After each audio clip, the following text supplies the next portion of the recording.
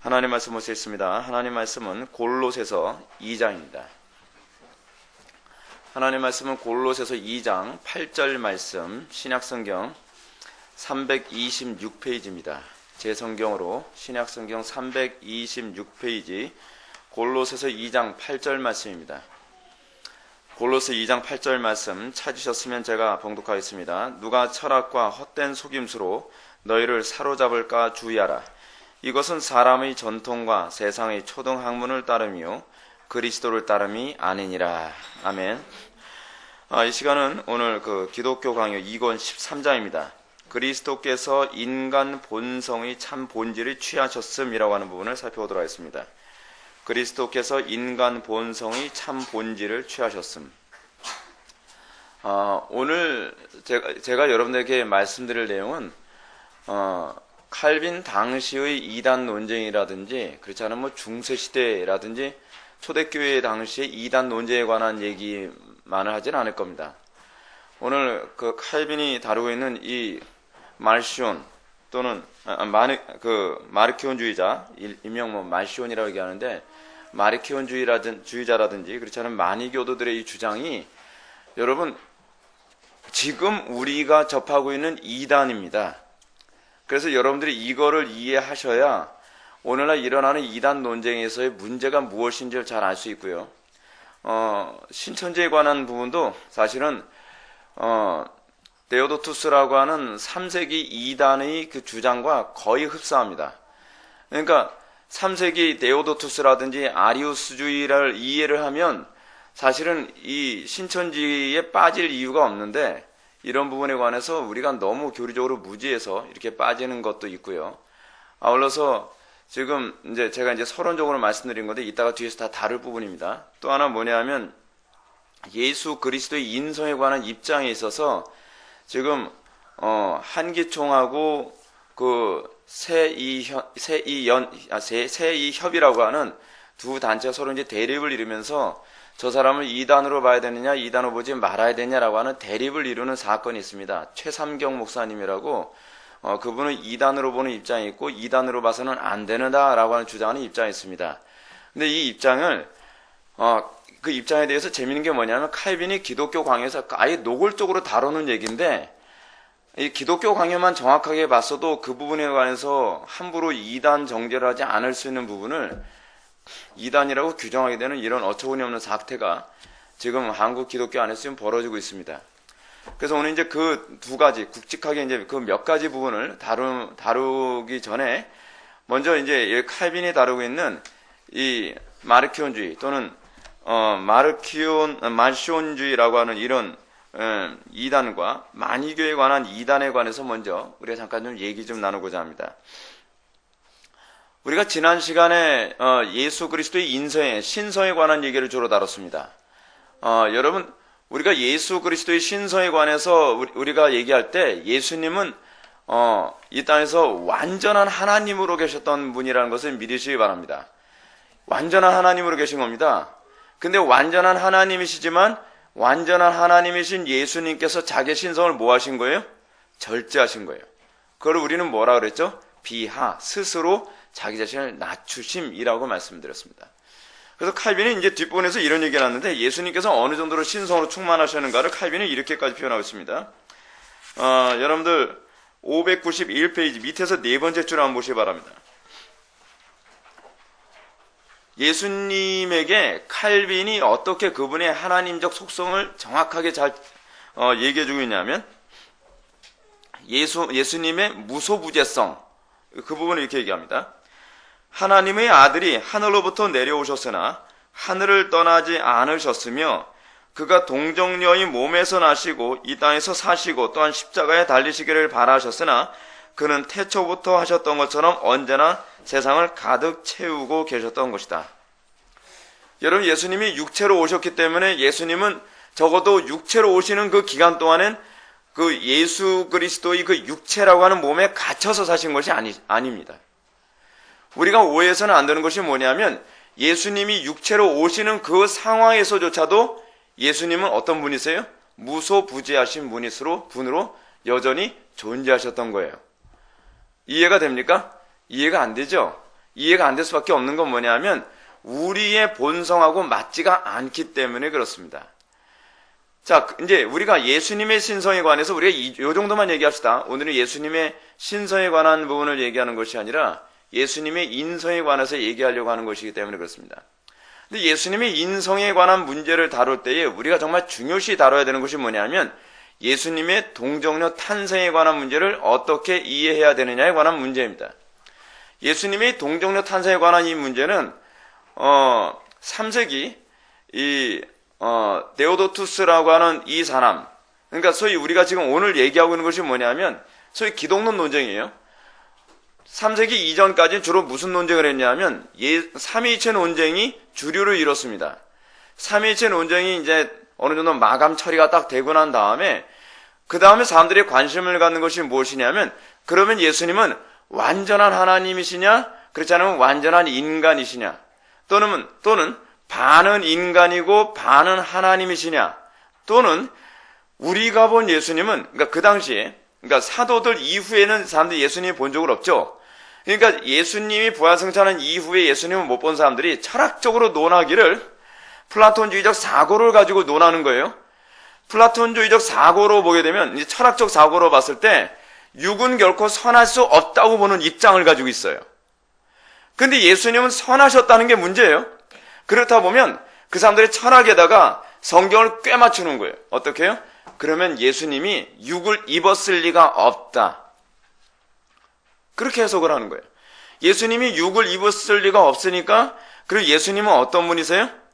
하나님이신 거예요. 하나님이신데 사람은 아니었던 거예요. 그러면 예수님이 이 땅에 오신 건 무엇인가? 동정녀 마리아 통해서 태어나신 건 무엇인가? 다양하게 해석을 해요. 가현설, 그렇게 보였을 뿐이다. 이렇게 보는 입장. 또는 이제 신천지에서 주장하는 바고 그리고 데오도투스가 주장했던 이 이론인데 인간 예수가 태어난 다음에 인간 예수가 30살 때까지는 그냥 평범한 사람이었다는 거예요. 평범한 사람이었는데 예수님이 세례 요한에게 세례를 받는 그 순간에 그 로고스가 그 예수님에게 임하셔서 이 인간 예수가 하나님이 되었다. 그걸 뭐라고 얘기하냐면 소위 양자론이라는 거예요. 인간 예수가 원체 도덕적이고 원체 경건하게 살아서 하나님께서 야 쟤는 쓸만해. 그래서 하나님께서 그 소위 로고스를 보내서 예수님을 양자로 삼아 주셨다는 거예요. 그걸 양자론이라고 해요. 이단이죠. 이 양자론 이단이 좀 더 발전해서 누가 이제 이걸 좀 더 발전시켰냐면 아리우스라고 하는 사람이 발전을 시켰습니다. 근데 아리우스가 이런 발전을 하게 된 데는 누가 공헌이 있었냐면 오리겐이라고 하는 교부가 있었는데 교부는 뭐 하는 사람이라고요? 예수님의 제자들의 제자예요.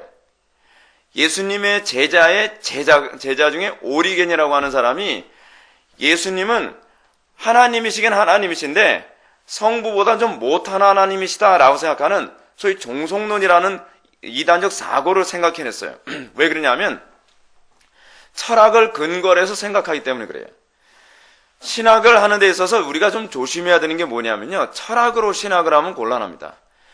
내가 가지고 있는 어떤 관념을 가지고 성경을 대입하게 되면 자꾸 성경을 왜곡시키려고 해요. 신앙은 내 사고의 성경을 변형시키는 것이 아니라 성경의 내 사고를 어떻게 해요? 굴복시키는 거거든요. 근데 이제 문제가 뭐냐면 내가 가지고 있는 경험이나 내가 가지고 있는 지식을 그걸 기초로 해서 그게 일종의 스탠다드가 돼서 성경을 자꾸 재해석하게 되면 거기서 이단이 나오는 거예요. 그래서 이 아리우스 때문에 어떤 이단이 나왔냐면 예수 그리스도는 완전한 하나님이 아니라 좀 부족한 그런 하나님 뭐 이런 식으로 얘기가 나오면서 거기서 나중에 유니테리안주의까지 이렇게 쭉 퍼져나오게 되는 겁니다. 그러면서 이제 먼저 칼빈이 소개하는 두 종류의 이단 한번 봅시다. 마르키온주의자들은 과연 어떻게 주장을 했는가?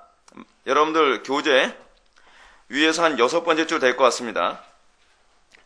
마르키온주의자들은 그리스도의 몸이 그저 그렇게 보였을 뿐이라고 상상했다. 뭐라고 해요 이걸요? 이 가현설이라고 해요. 가현설. 그래서 예수님이 십자가에 못 박혀 돌아가셨을 때 진짜 예수님이 십자가에 못 박혀 돌아가신 것이 아니라 뭐예요? 십자가에 못 박혀 돌아가신 것처럼 보인 거예요. 보였다는 거예요. 가현설.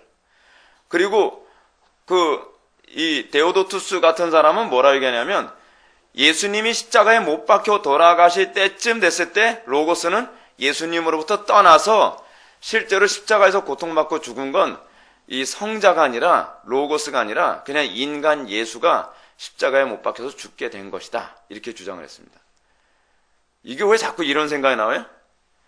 자기 철학 가지고 성경을 해석해서 그래요. 자기 생각 가지고 성경을, 그러니까 여러분 조심해야 되는 게 뭐냐면요. 신앙생활하면서 내 사고가 바뀌지 않으면 반드시 성경을 왜곡시키게 되어 있어요. 신앙이라는 것이 무엇이냐면요. 제가 여러분한테 누누이 말씀드리는 게 여러분들이 안 바뀌면 언젠간 여러분들이 안 바뀌면 여러분들이 믿는다고 고백했던 그 교리를 틀림없이 왜곡시키게 되어 있습니다. 신앙은요, 마치 이거와 같아요. 내가 바뀌든지 그렇지 않으면 가르침이 바뀌든지 둘 중에 하나예요. 내가 안 바뀌면 나중에는 이런 생각을 하게 됩니다. 하나님 말씀이라고, 내가 바른 교리라고 예배를 드리면서 이 교회에서 뭘 배우고 그러다가 나중에 내가 안 바뀌면 점점점 자기가 배운 교리, 정통 교리를 부정하는 쪽으로 가든지 그렇지 않으면 자기의 생각에 맞는 교리를 따라다니게 되어 있어요. 그래서 이단에 빠지는 거예요. 그래서요. 정통 교리를 10년을 배워도요, 자기의 생각이 바뀌지 않으면 언젠가는 내 생각하고 흡사한 종교를 만나게 되어 있거든요. 그러면 사람들이 꼭 그런 얘기 합니다. 내가 여기서 진리를 만났다는 거예요. 내가 여기서 진리를 만난 것이 아니라 내 취향에 맞는 종교를 만난 것 뿐이에요. 내가 바뀌지 않는 종교는 사실은 잘못된 종교예요. 성경은 우리들에게 뭐라 얘기하냐면 내가 바뀌어야 될 걸 요구하고 있어요. 아무리 정통교리로 가르쳐도 신기하게요. 제가 요번에 신천지와 관련된 쪽에 종사하는 분하고 만나서 좀 얘기를 나눴는데, 그분이 이제 주로 이제 상록수 교회에서 이제 연관돼가지고 신천지 그쪽에 있는 사람들을 개종시키는 일을 하는 분이거든요. 어저께 이제 그분하고 좀 얘기를 나눴는데, 사람들이 그런다는 거예요. 신천지에서 나오면 꼭 어디를 찾아가냐면 자기가 믿던 신천지하고 비슷한 유형 쪽으로 찾아간대요. 자기가 익숙한 쪽으로. 묘하죠? 그래서 여러분 이게 참 묘한 게 뭐냐면 이단에서 나온 사람은 또 다른 이단으로 가요. 그 이단에서 간신히 끄집어내잖아요? 그러면 또 다른 이단으로 가요. 이상해요. 근데 이상할 것도 하나도 없어요. 자기가 안 바뀌면 자기의 본성에 맞는 종교를 찾아다니는 거예요. 하다못해 정 안 되면요, 그냥 천주교를 찾아다니는 거예요. 이상하게 정통교회로는 잘 안 와요. 정통교회로 와서 적응이 어느 정도 되는 것 같아도 사실은 그 속에서 적응이 안 돼서 결국 자기가 원하는 교리, 자기가 원하는 그런 이단적인 가르침을 찾아서 계속 인터넷을 뒤지고 이 사람 저 사람을 만나다가 자기하고 사후가 만난 사람 만나면 그래 여기가 진리가 있는 것 같아 해서 아주 질리게 거기 찾아다녀서 사람이 망가지죠. 여러분 제가 이 부분은 아예 결론적으로 미리 말씀드리겠습니다. 예수 그리스도의 초자연적인 탄생에 관한 이 핵심은 세 가지로 여러분들 요약을 할 수 있습니다. 첫 번째 뭐냐면 예수님이 남자 없이 출생하셨다는 거죠. 여러분 이 부분을 제가 이제 여러분들한테 말씀드릴게요. 이 부분이 여러분들이 가장 잘못 이해하고 있는 부분입니다. 저도 잘못 오해했던 부분이기도 하고요. 제가 요번에 이거 기독교 강의 이거를 설교하기 위해서 이 책 저 책을 굉장히 많이 뒤졌어요. 제가 오늘 이제 라한성 교수님의 이 책도 제가 정통과 이단 이 책을 이제 보면서도 이제 도움을 많이 얻었는데, 예수님은 왜 남자 없이 태어나셨어야만 했을까? 제가 여러분한테 이제 이런 질문을 할게요. 예수님이 과연 남자 없이 태어나야만 원죄가 없기 때문일까요? 원죄 없을 수 있기 때문에 그럴까요? 만약에 그렇게 얘기해야 된다면 마리아를 통해서 태어나는 것은 어떻게 원죄가 없다고 얘기할 수 있느냐에 문제가 생겨요. 그렇죠? 그러니까 이 부분의 이 모순을 해결하기 위해서 천주교에서는 뭐라 얘기하냐면 마리아도 뭐가 없이 태어났다? 원죄 없이 태어났다라고 주장하게 된 거예요. 그거를 뭐라고 얘기해요? 무염시태설이라고 얘기하죠. 무염시태설이라는 주장이 나오게 된 거예요. 근데 그렇게 주장하면 아주 곤란해집니다. 그럼 마리아를 낳은 부모는 어떻게 해서 원죄 없는 마리아를 낳을 수 있었죠? 무슨 계룡산에 가려서 돌을 닦았습니까? 부부가요? 그건 아니에요. 그 문제가 해결이 안 돼요. 근데 이제 천주교 신자들의 문제가 뭐냐면 거기에 대해서 더 이상 생각하기 싫어하는 거예요. 왜냐하면 그걸 생각하게 되면 개종을 해야 되거든요. 그러니까 더 이상 거기서 생각을 하지 않는 거예요. 그래도 우리 예수 믿지 않냐? 마리아가 원죄 있든 없든 그건 중요한 문제가 아니라 내가 예수님 믿으니까 더 이상 생각하기 싫다. 괜히 우리 종교 헐뜯지 마라. 이제 이렇게 돼버리는 거죠.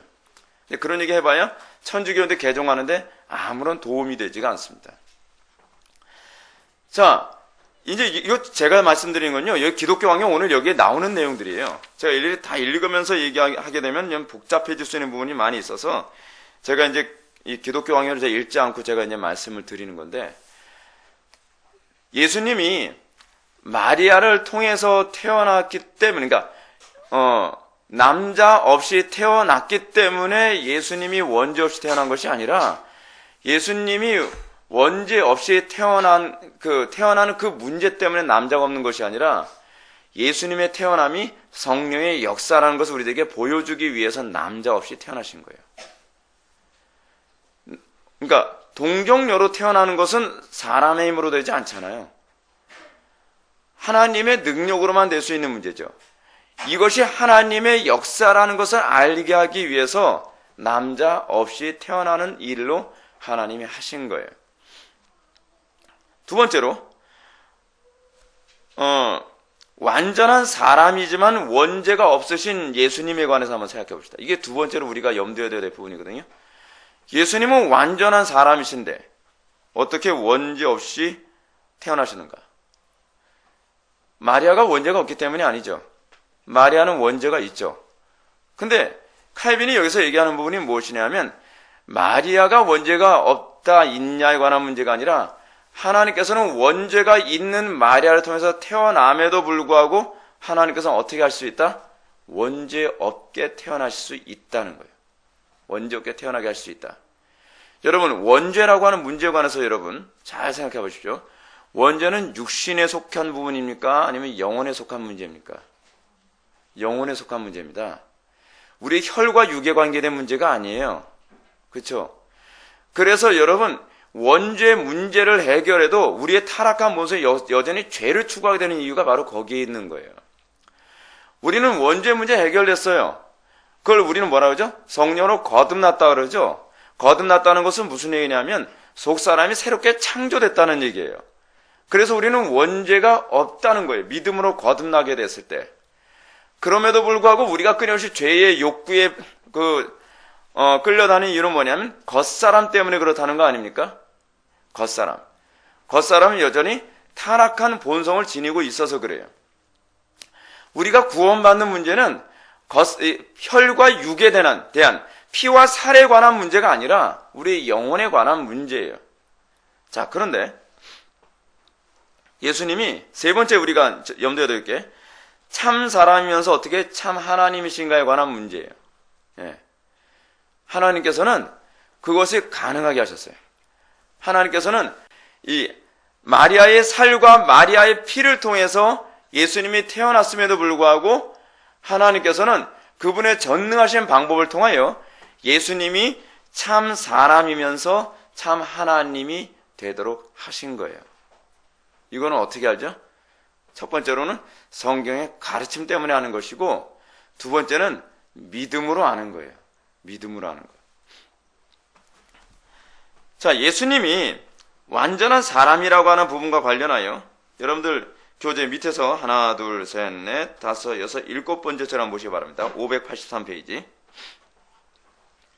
이것은 그가 공중에서 창조되어 동정녀의 몸에서 탄생했기 때문이 아니라 바울의 해석에 따르면 그가 육으로는 다윗의 혈통에서 나셨기 때문이다. 이런 얘기를 하고 있습니다. 이게 무슨 얘기냐면 예수님이 마리아의 살을 받아서 탄생하셨다는 얘기입니다. 근데 이 부분이요 굉장히 중요한 문제예요. 어떤 중요한 문제냐면 여러분, 지금, 이단 논쟁이 붙은 최삼경이라고 하는 목사님에 관한 얘기를 한번 이제 해야 될 것 같습니다. 서울에 대성교회라고 있습니다. 서울에 대성교회라고 있는데 지금은 이름을 바꿔서 평강제일교회라고 이름을 바꿨어요. 거기에 박윤식 목사님이라고 하는 분이 계신데, 박윤식 목사님이 설교를 통해서 뭐라고 말씀하셨냐면, 사실은 목사님이라고 얘기하기 좀 곤란한 분이고요. 교주예요, 교주. 근데 이 박윤식 목사님이 어떤 분이냐면, 지리산인가를 가서, 이제 산 얘기 나오면 여러분 또 이렇게 마음이 딱 다치죠. 예. 문제는 산이에요. 지리산에서 3년 6개월 동안 열심히 기도하는 가운데 7일 동안 계시를 받으셨어요. 계시를 받으시면서 남들이 모르는 놀라운 계시를 자기는 깨닫게 됐다는 거예요. 그래서 그 계시를 가지고 내려와서 대성교회라고 하는 교회를 이제 세우는데, 이제 이 박윤식 목사님이 뭐라고 얘기했냐면, 아담과 하와에 관한 문제를 얘기하면서, 하와의 범죄가 무엇이냐에 관한 얘기하면서, 하와가 뱀하고 성관계를 맺었기 때문에 이게 이제 잘못이라는 거예요. 예. 이제 냄새가 너무 구리죠. 예. 근데 이 얘기가 이제 나오면서 그 다음에 이제 심각한 문제가 뭐냐면, 가인이 그러면 어느 계통이냐에 관한 얘기를 하는 거예요. 가인이 과연 아담의 아들이겠느냐? 아니라는 거예요. 가인은 누구의 아들? 뱀의 아들이에요. 뱀의 아들. 그래서 그 이후로 소위 이게 18금인데 이게 참 얘기하기 좀 그렇지만 어쩔 수 없어요. 이게 이단이 그 얘기를 하고 있기 때문이에요. 그래서 소위 그 월경이라는 걸 하게 됐다는 거예요. 그때서부터. 그래서 제가 이제 그대로 읽어드리면 이렇습니다. 가인은 누구의 자식이냐 이 말이야. 제 얘기가 아니라 그분이 한 얘기예요. 하와의 육체 속에 심어놓은 정말 아담이 모르는 사이에 마귀가 와서 심어놓은 씨인 줄 아담은 캄캄하게 영기가 두려워 알 수 없는 가운데 있다는 것을 아시고 말씀을 드리면 감사했습니다. 무슨 소리인지 모르겠죠? 이게 말이 어려워서가 아니라 말이 논리가 앞뒤가 안 맞아서 이런 거예요. 그래서 이분이 이제 뭐라고 얘기하냐면, 이 부분에 관해서 예수님의 탄생을 이 사람이 이렇게 얘기를 해요. 예수님은 그렇기 때문에 원죄 없이 태어나려면 예수님은 월경 없이 태어나셔야 된다는 거예요. 그래서 심지어 오로지 성령으로 탄생하신 것이지 사람의 몸에, 그러니까 마리아의 살과 피를 통해서 태어난 건 아니다라고 얘기하는 거예요. 근데 이제 문제는 이 최상경 목사님은 어떤 분이냐면 이단 대책위원회에서 이제 이단을 이제 찍어내는 분이거든요. 제가 알기로는 합동 측에 계신 분으로 알고 있어요. 근데 이분이 약간 표현을 잘못한 건 있어요. 뭐라 했냐면, 태 속에서 이 예수님이 마리아의 뱃속에서 마리아의 피를 먹으면서 뭐 태어난다 뭐 이런 식의 이제 그러니까 의학적으로 약간 오해를 살 만한 그런 표현을 사용했어요. 그것 때문에 계속적으로 이제 공격을 받습니다. 공격을 받으면서 이게 정치적인 거다고 좀 문제가 좀 있어요. 근데 그것까지는 제가 이제 일일이 다 정치적인 문제는 제가 얘기하지는 않겠는데, 근데 여러분 이 부분이 소위 통일교회 피가림교리입니다. 통일교회에서 피가림교리라고 했을 때 원죄 문제를 해결하기 위해서는 믿음으로 해결하는 것이 아니라 피가림을 해야 된다는 거예요. 원죄 문제가 해결한 사람하고 잠자를 해야 그 사람이 죄 문제가 해결된다는 거예요. 그게 통일교회의 원리 강론이에요. 근데 통일교회의 원리 강론 개념을 그대로 그러니까 이 사람은 계룡산에서 뭘 받은 게 아니라 뭔가 이 통일교하고 접촉을 한 게 아닌가라고 하는 추측을 하게 만들죠. 통일교 교리하고 너무 흡사하니까.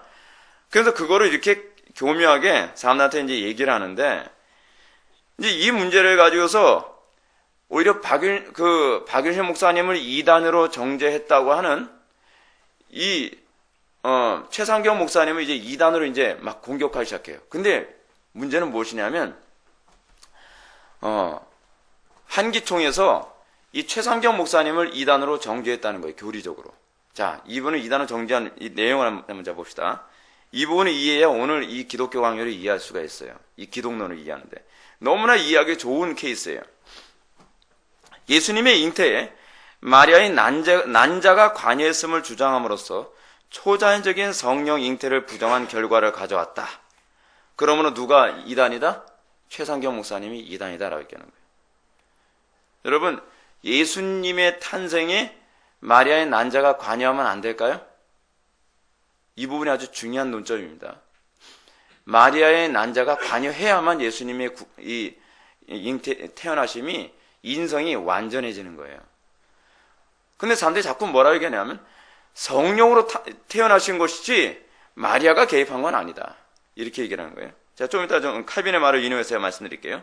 두 번째로, 그리스도의 성령 잉태는 죄가 전혀 없는 인간, 죄과의 전달도 전혀 없는 인간, 무죄인이요 완전한 의인이요 죄의 오염이 완전히 배제되었으므로 완전히 거룩한 사람으로 출생한 것임에도 이를 마리아 월경을 통해서라고 주장함으로써 인간 부모 어머니 개입을 가져옴으로써 모든 성령의 역사를 부정하고 훼손하는 결과를 가져왔다.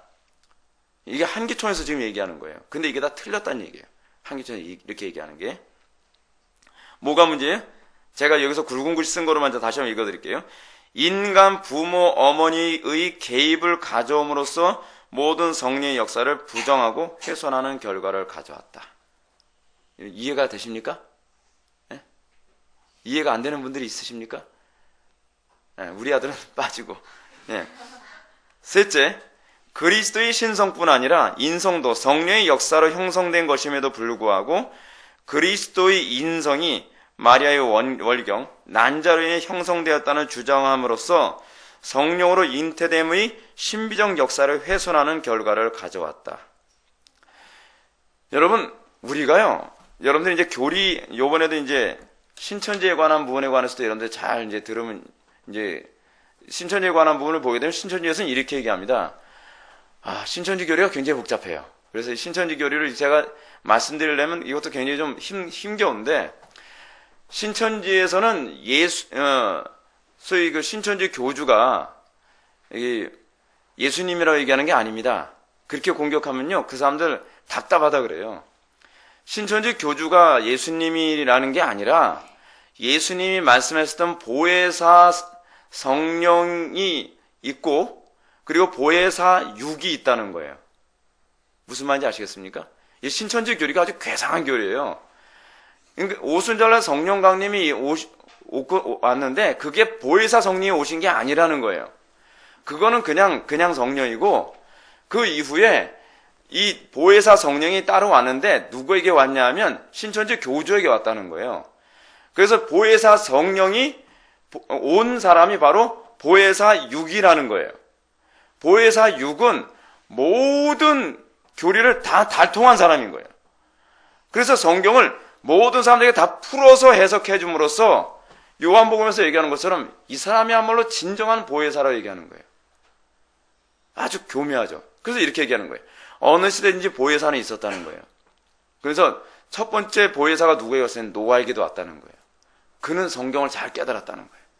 그 위에도 많은 성경에 나오는 인물들에게 보혜사가 임했고 그 절정이 누구냐? 바로 예수님에게 보혜사가 임했는데 보혜사가 무슨 얘기냐면 우리를 은혜로 보호해주는 스승님이래요. 야, 대단한 해석이에요. 우리를 은혜로 보호하시는 스승님이신데 그분이 바로 예수님이신데 예수님이 또 다른 보혜사가 온다고 얘기하지 않았느냐. 그게 바로 신천지라는 거예요. 여러분, 이게 그래서요, 원래 이 신천지 교주 이름이 뭐죠? 이만희. 이만희는 원래 사람인데 원래 사람인 이 이만희에게 어느 날 보혜사가 오심으로 말미암아 이 사람이 어떻게 됐다는 거예요? 보혜사 육이 됐다는 거예요. 이건 뭐하고 같죠? 제가 아까 3세기 이단에 관해서 말씀드렸죠? 3세기 이단 중에 어떤 이단이 따랐어요? 데오도투스라고 하는 이단이 따랐죠. 데오도투스 이단 같은 그 이단들이 뭐라 얘기해요? 예수는 원래 그냥 평범한 인간인데 그가 굉장히 도덕적으로 살며 하나님의 신을 굉장히 사모하는 가운데 어느 날 로고스가 그에게 와서 그가 뭐예요? 하나님이 되었다. 양자로서 하나님이 되었다. 라고 해석하는 개념이 그대로 여기 들어가 있는 거예요. 뭐예요? 교회사에 이미 나온 이단이에요. 데오도투스 당시. 그러니까 데오도투스보다 더 이렇게 근접한, 거기서 좀 더 발전한 이단이 있는데, 그 이단이 사모타의 바울이라고 하는 이단이거든요. 사모타의 바울이 뭐라고 했나 봅시다. 이 바울하고 성경에 나오는 바울하고 다른 바울이에요. 사모타의 바울은 이렇게 얘기합니다. 그분이 단순히 인간이었는데 매우 도덕적인 삶을 살았고 세례를 받으면서 이적적인 능력을 가지게 되면서 하나님과 교제하게 되었다라고 얘기하는 거예요. 근데 잘 보십시오. 이런 이단적인 가르침이 이제 아리우스를 통해서 어떤 식으로 바뀌어지나 보십시오. 이렇게 얘기해요. 예수 그리스도도 인간이었는데 도덕적인 거룩한 삶을 살았으므로 세례를 받을 때 하나님의 아들이 되었다. 왜 이런 얘기를 하게 되느냐? 여러분 오늘 어려워도 이거 꼭 참고 들으셔야 돼요. 꼭 참고 들으면 살이 되고 피가 돼요. 아리우스 당시가 어떤 때였냐면 기독교 박해가 극심하던 때에서 기독교 박해가 없어지는 그 양쪽 그 시대를 다 경험한 사람이에요. 기독교 박해가 심했을 당시에는 기독교가 도덕성이 또는 경건의 수준이 높았을까요? 낮았을까요? 굉장히 높았겠죠. 그럴 수밖에 없죠. 왜 높았죠? 날라리 같은 신자들은 다 항복을 하니까, 다 배도를 하니까. 진짜 믿음을 가지고 있는 사람만 끝까지 인내하면서 그 박해를 받아가면서 믿음을 지키니까 영적 수준이나 도덕적 수준이 굉장히 높았겠죠. 그걸 누가 본 거예요? 아리우스가 본 거예요. 근데 AD 313년에 콘스탄티누스가 로마를 기독교 국가로 공인한 이후에 뭐 이방 종교이건 뭐건 기독교 안으로 막 들어오면서 도덕성이 땅을 치기 시작했어요. 도덕성이 땅바닥을 치게 되면 사람들이 자동적으로 어떤 마음을 품게 되죠? 기독교의 정통성, 기독교의 도덕성을 다시 회복하기 위해서 높은 수준의 기독교를 사람들한테 가르쳐야겠다라고 하는 이런 욕구를 갖게 돼요. 그러면서 아리우스가 뭐라고 가르치기 시작했냐면, 자, 여러분들 예수님을 보십시오. 예수님도 평범한 인간이었는데 이분이 정말 도덕적으로 살고 하나님 말씀대로 사니까 하나님께서 이 사람에게 은혜를 부으셔가지고 이 사람도 하나님이 됐습니다 라고 얘기하는 거예요. 그게 너무나 많은 사람들에게 환호를 일으켰어요. 여러분, 사람이 가장 되고 싶어하는 게 뭔지 아십니까? 하나님이 되는 거거든요. 근데 하나님이 될 수 있는 길이 있다고 이 아리우스가 얘기해 주는 거예요. 근데 아리우스가 누구에게 영향을 받았다고요? 오리겐에게 영향을 받고, 또 사모타의 바울 같은 사람에게 영향을 받고, 또 누구에게 영향을 받았어요? 이 데오도투스라고 하는 사람에게 영향을 받았어요. 그래서 이런 괴상한 교리를 얘기했어요. 그러니까 사람들이 도덕적인 삶을 살다가 어느 경지에 오르면 어느 날 나도 하나님이 될 수 있구나, 양자로서의 하나님이 될 수 있구나라고 하는 것에 화나기 시작했어요. 근데 여러분, 그 가르침이 어떤 가르침인지 아세요? 뉴에이지 운동이에요. 뉴에이지 운동이 어제 오늘날 갑자기 나온 얘기가 아니라 이미 그때도 그런 사고가 있었어요. 지금 우리가 사는 시대가 얼마나 복잡하고 힘든 시대인지 아십니까? 여러분들 왜 혼란스러운 시대인지 아세요? 이런 이단들이 오늘날 우리 사는 시대는요, 송두리째 다 튀어나왔어요. 뭐 영지주의만 나온 것이 아니라 무슨 뭐 이런 이단 저런 이단들이 그냥 사방에서 우후죽순처럼 일어나니까 무엇이 옳은지 혼란스러운 거예요. 우리도 하나님이 될 수 있다는 거예요. 그래서 그 이단을 정죄하기 위해서 누가 나타났냐면 그 아타나시우스라고 하는 성이 같죠, 그렇죠? 하나는 아리우스, 또 한쪽은 아타나시우스라고 하는 장로거든요. 근데 그 당시에는 장로가 그 목사님이 됐어요. 7번씩 그 나라에서 그 외국으로 추방을 당해가면서까지 아리우스의 가르침이 이단이라는 것을 입증하며 그가 입증했던 것이 뭐냐면 예수님은 완전한 하나님이면서 완전한 인간이셨다라고 얘기하는 거예요. 예수님은 마리아의 뱃속에 있을 때 성령으로 잉태되었고 예수님은 그 안에서도 완전한 하나님이시고 완전한 인간으로서 성육신하여 태어나신 것이지 어디 중간에 그냥 인간 예수가 세례를 받으면서 그냥 하나님이 된 그런 케이스가 아니다라고 하는 것을 입증한 거예요. 그러면서 이거 가지고서 하나의 또 신조가 나오게 된 것이죠. 그래서 이제 이런 문제가 발생하면서 다시 우리가 이제 최삼경 목사님의 그 이단 문제에 관해서 얘기합시다. 최삼경 목사님은 사실은 이단이 아니거든요. 근데 이제 문제는 뭐냐면 한기총이나 그렇지 않은 최상교 목사님을 좀 적대시하는 그런 사람들이 월경 잉태론이라고 하는 말도 하지 않은 어떤 표현을 만들었어요. 이 사람은 예수님이 태어나는 데 있어서 예수님이 월경을 통해서 태어났다라고 하는 이런 말을 막 하기 시작한 거예요. 근데 이제 문제가 뭐냐면, 여러분, 최상경 목사님이 궁극적으로 말하고자 하는 것은요, 예수님이 마리아의 살과 마리아의 피를 받아서 태어나셨다는 걸 입증하고자 했던 거예요. 근데 이것을 입증하면서 표현이 약간 과격했다거나 표현이 약간 어눌해 좀 부족했던 것이 문제죠.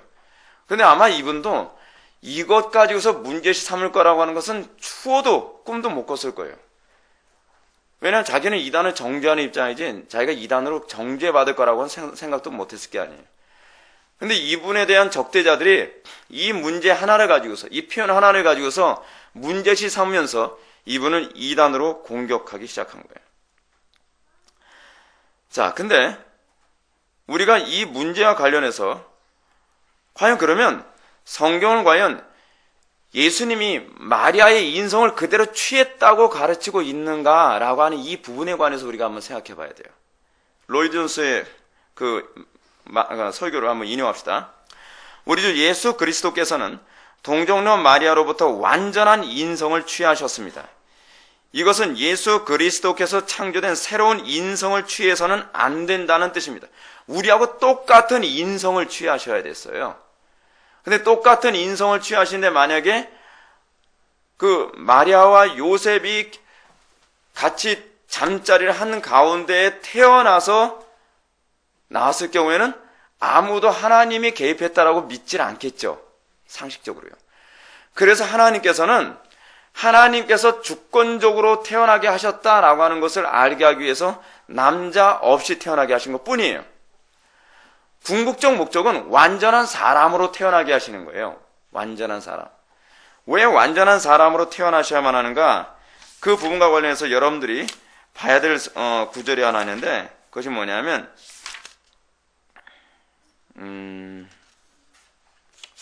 어디 있더라?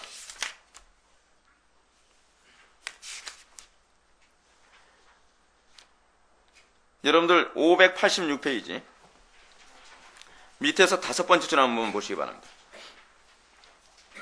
히브리서 2장 11절 말씀을 칼빈이 인용하면서 이렇게 얘기합니다.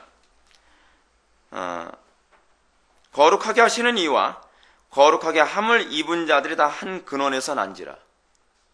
여러분 잘 보십시오. 거룩하게 하시는 이는 누구죠? 예수님이시죠.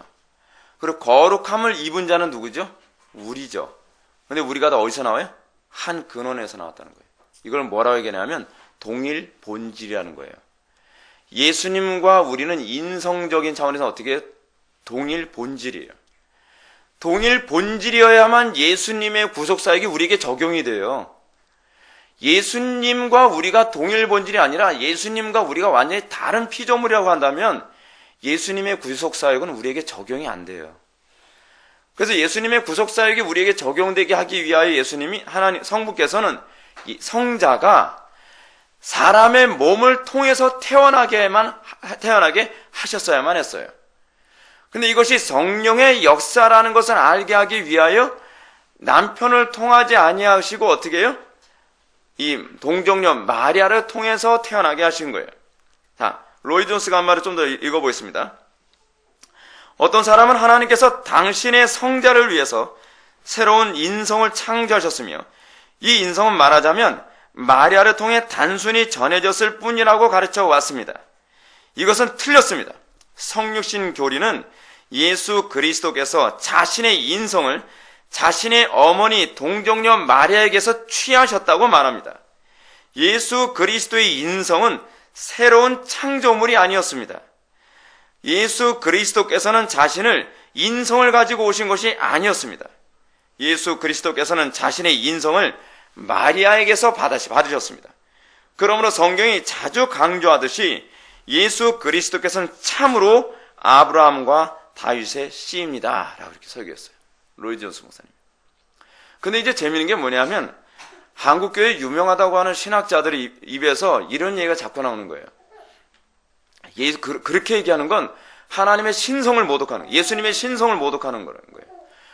성령으로 탄생하신 분이신데 어떻게 마리아의 피를 통해서 태어났다. 여러분, 마리아의 피를 통해서 태어나면 원죄가 오염되나요? 그렇게 되면 뭐가 되죠? 피가림 교리가 돼버리는 거예요. 여러분, 피 때문에 우리의 원죄가 주어지는 문제가 아니에요.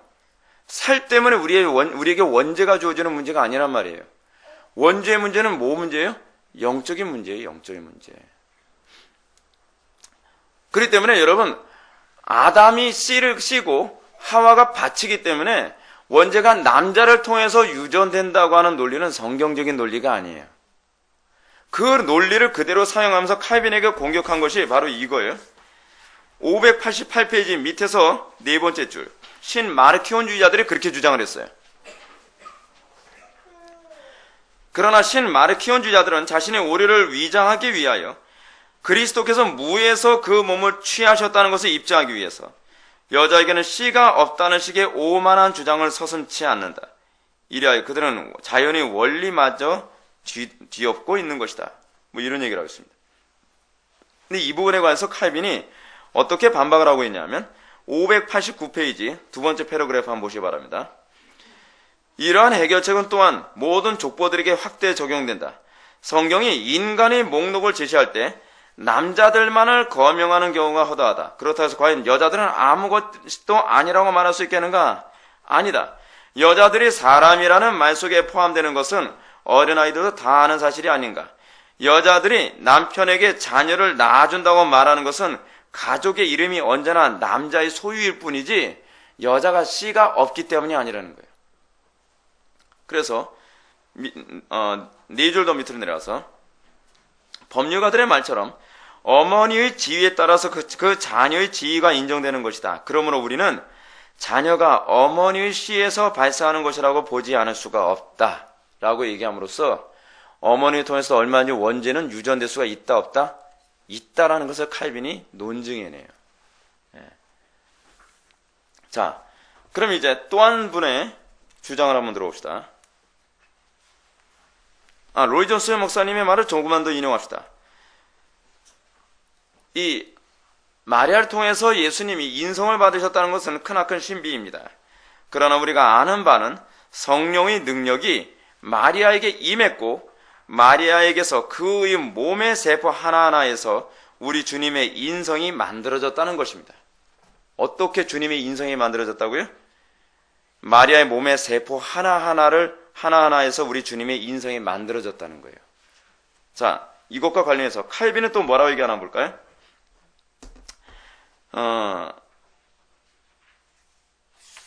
여러분들 589페이지 맨 밑에서 세 번째 줄 보시기 바랍니다. 이 표현을 잘 이해하셔야 돼요. 그리스도에 대해서도 그가 여자로 말미암아 나셨다고 말하지 않고 여자에게서 나셨다고 말씀하는 것이다. 갈라디아서 4장 4절 말씀 한번 보실까요? 여러분, 성경이 표현 하나하나가 얼마나 중요한지 모릅니다.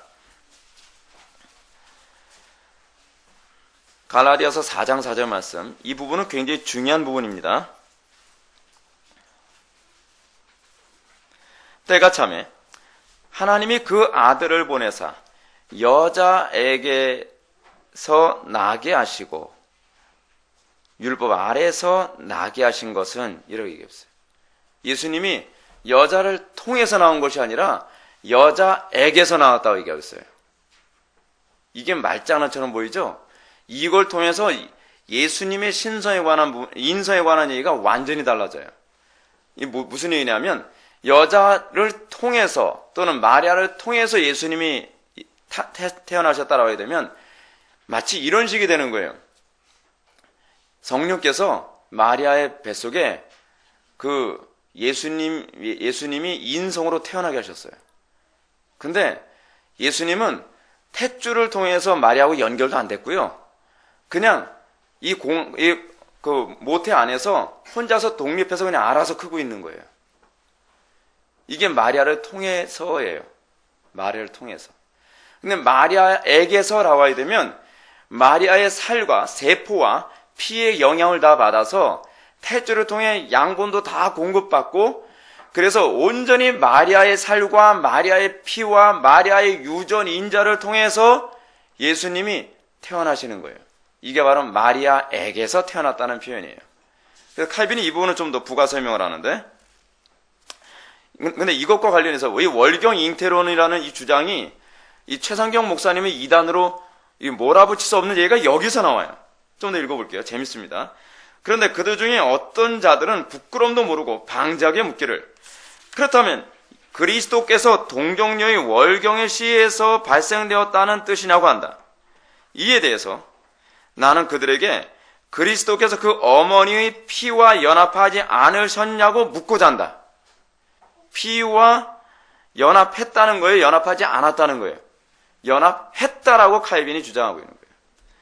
그들도 이 점은 시인할 수밖에 없을 것이다. 그런데 한기총은 이걸 시인을 안 해요. 한기총 이단 대책위원회에 있는 사람들이에요. 그래서 어떻게 거룩하신 예수님이 마리아의 피와 살을 받았다고 감히 얘기할 수 있겠느냐라고 이렇게 얘기합니다. 그렇게 되면 예수님의 인성은요, 우리하고 다른 인성, 그러니까 동일 본질이 아니란 얘기가 돼요. 그래서 얘기하는 게 칼빈이 이렇게 얘기합니다. 그러므로 마태의 말씀에서 우리는 그리스도께서 마리아에게서 나셨으므로 그는 마리아의 씨에서 생산되는 것이며 이는 보아스가 라합에게서 났다고 말하는 것과 유사한 생산을 뜻하는 것임을 알게 된다. 마태는 여기서 동정녀를 그리스도를 나오게 한 하나의 통로로 묘사하지 않고, 그쵸? 뭐라고 얘기해요? 오히려 그리스도께서 그녀를 통하여 다윗의 자손으로 나셨다고 진술함으로써 그 놀라운 생식의 방식을 일상적인 생각과 구별짓고 있는 것이다. 누구 말이 옳아요?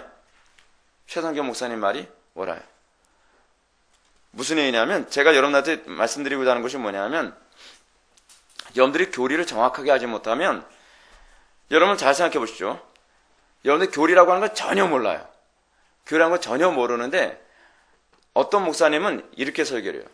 예수님이 마리아의 살과 피를 받아서 그 마리아의 유전자까지 다 받아서 그게 태어났다.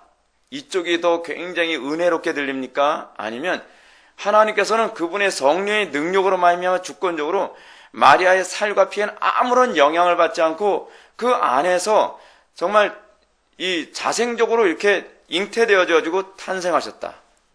마치 알 까듯이 기말지처럼 말이에요. 어느 쪽이 더 은혜롭게 들리죠? 어느 쪽이 더 이단처럼 들려요? 전자예요, 후자예요? 전자가 이단처럼 들려요. 무지가 왜 범죄인지 아십니까? 모르면은요, 그쪽으로 몰아붙이면 그 사람은 아무리 정통교류를 얘기해도 이단으로 몰려요. 그래서 아리우스 당시에 누가 이단으로 몰렸냐면 아타나시우스가 이단으로 몰렸어요. 추방을 7번이나 당했어요. 추방을요.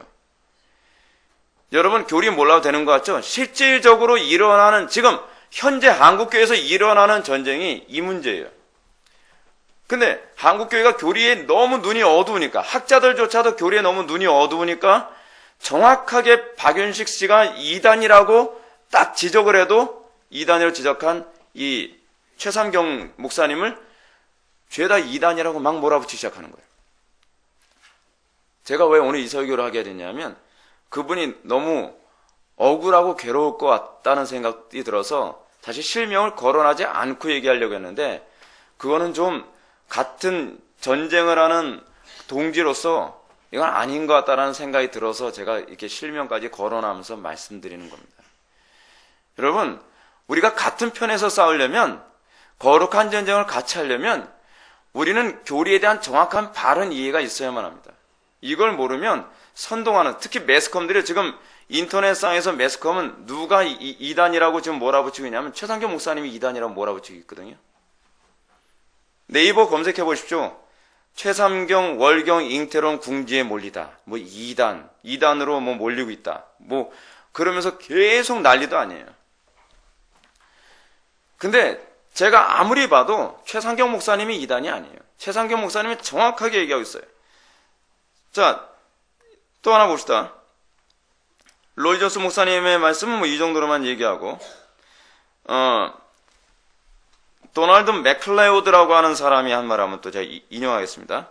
그리스도의 인성은 무에서 창조된 것이 아니라 마리아에게서, 즉 마리아의 실체를 가지고 창조되었다. 마리아는 어떠한 인간 어머니가 자기 자식에게 기여하는 바 난자, 유전자, 보통의 수정체의 성장과 정상의 분만을 그대로 그리스도에게 기여하였다.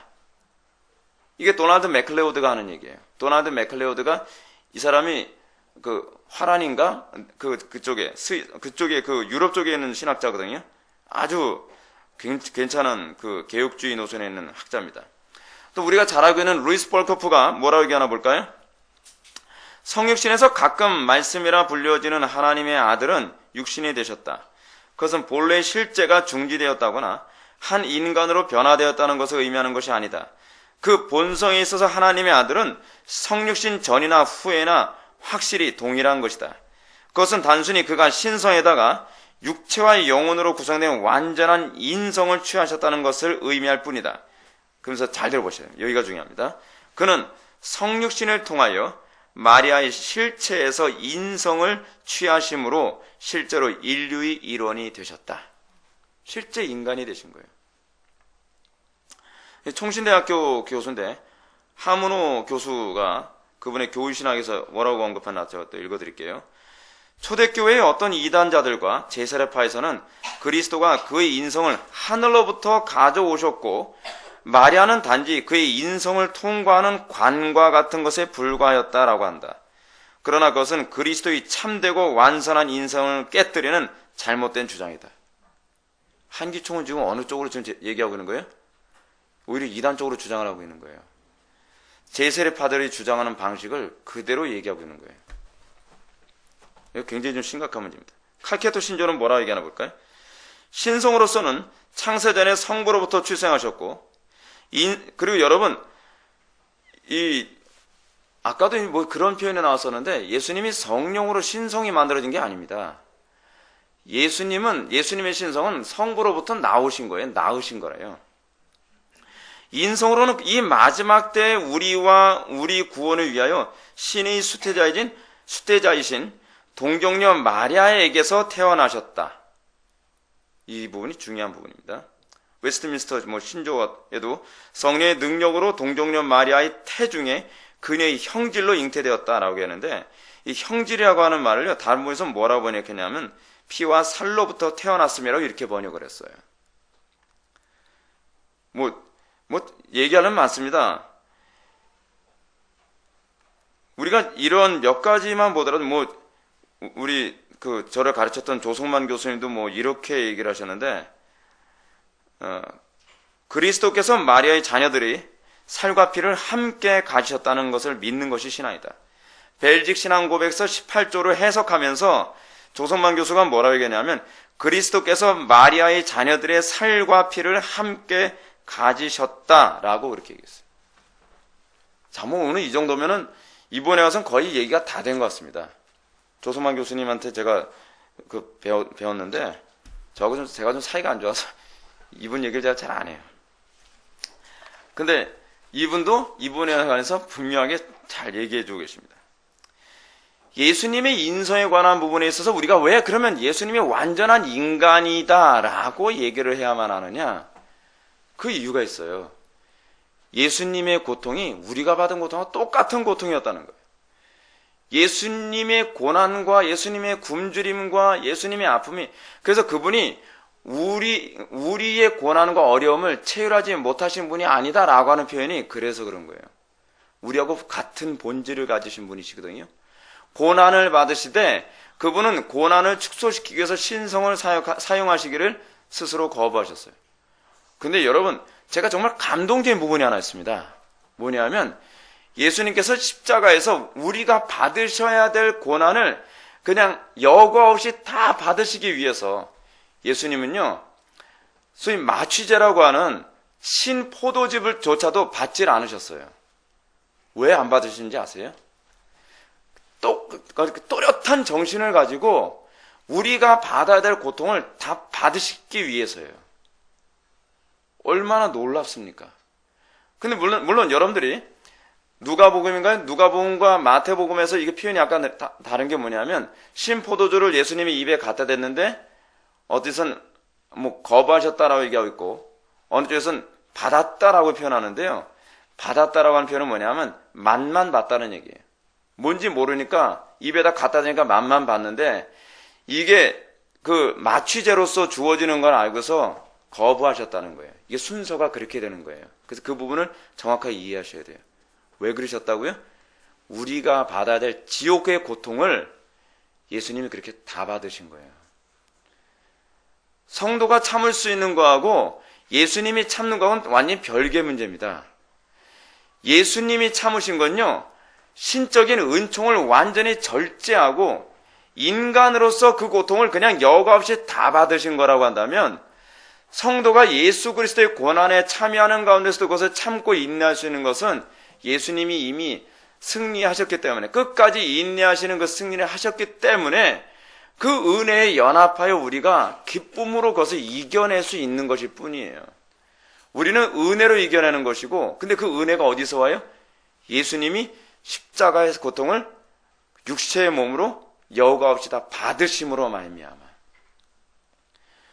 그러니까 여러분 기독론을 정확하게 이해하면 얼마나 예수 그리스도의 은총이 얼마나 위대한지를 알 수가 있어요. 그분은 고통을 마치 우리는 그렇지 않습니까? 어떤 사람이 암에 걸렸습니다. 너무 암이 고통스러우면 어떻게 해요? 계속 몰핀 주사를 맞아가면서 진통제를 맞아가면서 마약 주사를 맞아가면서 고통을 잊어가면서 서서히 죽어가거든요. 근데 예수님은 당신의 신성을 사용해서 얼마든지 자기가 통증을 다 끊을 수 있는 그런 위치에 있음에도 불구하고 우리에게 당신의 인내함을 우리에게 주시기 위하여 그분이 우리로 하여금 세상을 이길 수 있도록 하게 하기 위하여 예수님은 스스로 당신의 신성을 절제하여 그 고통을 여과 없이 다 받으신 거예요. 이게 얼마나 위대하고 놀라운 일인지 모릅니다. 그래서 예수님의 부활이 어떤 의미를 가지고 있는가를 여러분들 이 부분 한번 보시기 바랍니다. 굉장히 감동적입니다. 어디 있더라? 제가 지금 순서대로 하지 않아가지고요. 제가 지금 좀 찾기가 좀 곤란한데 제가 그냥 설명을 해드릴게요. 제가 지금 여기 있는 내용 거의 다 설명을 했는데 그냥 집에 가서 한번 읽어보시면 제 얘기가 다 이해가 될 겁니다. 예수님의 그 죽으심 있잖아요. 죽으심이 완전한 인성으로서 죽으심인 것처럼 예수님의 부활도요, 완전한 인성으로 부활하신 거예요. 성부께서 예수님을 살리셨다라고 하는 그 표현은 예수님의 인성을 살리셨다는 표현이에요. 왜요? 그래야 우리가 예수님과 연합됨으로 말미암아 우리가 사망을 이길 수 있기 때문에 그래요. 어디 있더라? 그 부분이 있어요. 네, 여러분 590페이지 사항을 보시기 바랍니다.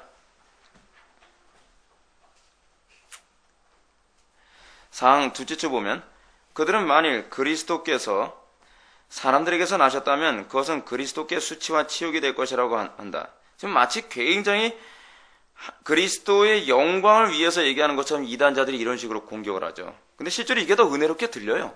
예. 근데 여러분 은혜롭게 들린다고 해서 그게 은혜로운 건 아닙니다. 성경적으로 봐야 돼요. 성경적으로. 이렇게 되면 아담의 자손 모두가 한 사람 예외 없이 죄 아래에 있는 것을 포함하여 인간의 공통적인 원리에서 그리스도께서 제외될 수 없을 것이기 때문이라는 것이다.